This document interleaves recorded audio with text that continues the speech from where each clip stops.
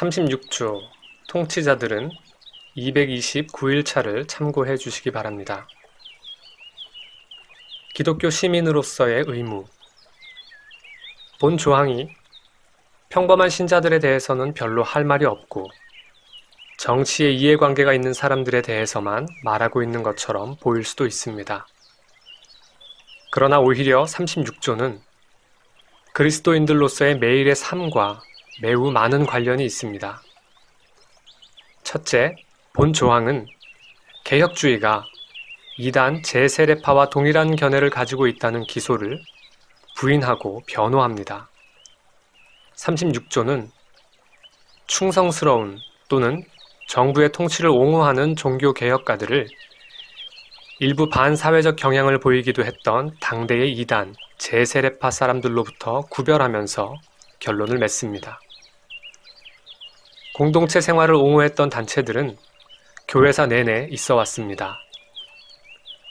마르크스 공산주의가 죽은 듯 보이지만 사유재산을 모두 없애고 모든 사람들이 모든 물질을 공유하며 함께 살아야 한다고 주장하는 사람들이 교회에는 항상 있습니다.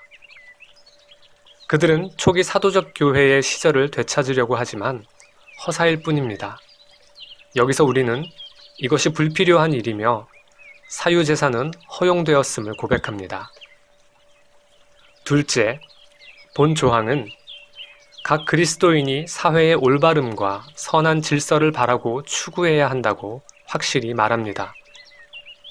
우리 중에는 1960년대 후반에서 1970년대까지 베트남 전쟁과 관련하여 미국에 큰 소동을 일으켰던 시위와 소요들을 기억하는 사람들이 있을 것입니다. 우리 청년들은 미국의 주요 도시들이 당시 전쟁터가 되었다는 사실에 놀랄 것입니다. 디트로이트의 중심부는 연기로 둘러싸여 폐허가 되었습니다.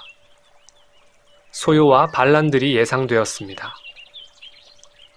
토론토에서 전 세계 경제 선진국 정상들의 모임인 G20이 열렸던 2010년에 일어났던 폭력적인 시위들을 생각해 보십시오.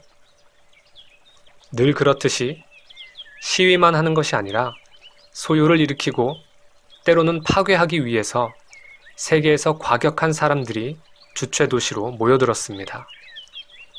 이것들은 도를 넘는 악한 행위입니다.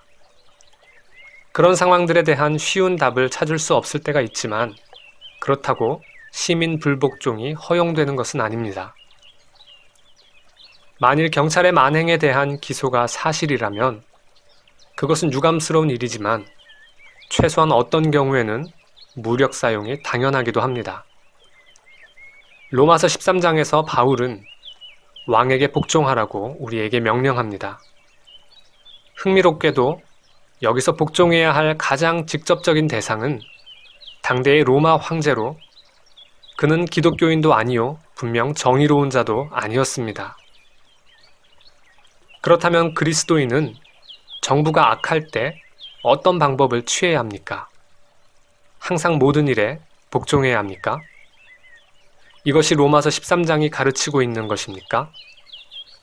이는 성경의 나머지 부분을 포함시켜 보다 넓은 문맥 안에서 봐야 할 문제입니다. 성경은 우리에게 항상 인간보다는 하나님께 복종하라고 가르칩니다. 그러나 이 두 가지 충성이 갈등을 일으키지 않을 때 정부가 공공연하게 하나님을 대적하여 행동하지 않을 때에 우리는 그 권세에 복종해야 합니다.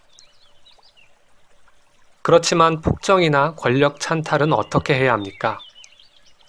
필요하다면 무력으로라도 그들을 타도해야 합니까? 많은 그리스도인들이 독립전쟁에서 싸웠습니다. 16세기 네덜란드와 18세기 미국도 그런 전쟁들에 참여했고 이 분쟁에 교회가 심히 연루되었습니다. 두 경우 모두 통치자들이 법에 보장되어 있는 백성들의 권리를 강탈했습니다. 두 경우 모두 공개적인 저항은 마지막 수단으로 여겨졌으며 지역의 하급 행정관들이 이 저항을 인도하여 외국의 상급 권세자들을 대항했습니다. 하급 행정관들은 그들에게 맡겨진 시민들을 위해 정의를 보호할 그들의 직무를 진지하게 여겼습니다. 이러한 합법적인 저항의 또 다른 예는 제2차 세계대전과 나치의 경우입니다. 네덜란드에서 일어난 가장 강력한 저항들 중 일부는 칼빈주의자들로부터 나왔습니다.